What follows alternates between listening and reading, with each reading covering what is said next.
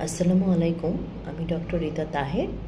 তো আজকে আমি আলোচনা করছি যে পিত্তথলিতে পাথর হয়েছে কিনা সেটা কনফার্ম হওয়ার জন্য আপনি যদি আলট্রাসোনোগ্রাফি করেন তাহলে আপনার আলট্রাসোনোগ্রাফি করার আগে প্রিপারেশনটা কেমন হবে সে বিষয়ে।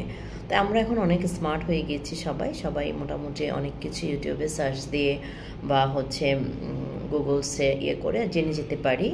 তো অনেকেই আছেন যারা অনেক সময় আপার অ্যাবডোমেনে ব্যথা হয়, স্পেশালি বুকের ডান সাইডে। তখন ধারণা করে নেয় যে পিত্তথলিতে হয়তো কোনো সমস্যা হতে পারে, কিংবা যারা সরাসরি ডক্টরের কাছে যান তারা তো অবশ্যই অ্যাডভাইস দিয়ে দেন যে আলট্রাসোনোগ্রাফি করার জন্য। বাট অনেকেই কিন্তু নিজেরাও আলট্রাসোনোগ্রাফি করতে আসেন। সেই আলট্রাসোনোগ্রাফি করার আগে অবশ্যই আপনাকে ওভারনাইট 8 থেকে 10 ঘন্টা না খেয়ে আসতে হবে, কারণ পিত্তস্থলিতে কোনো সমস্যা আছে কিনা সেটা দেখার জন্য আপনাকে খালি পেটে থাকাটা জরুরি।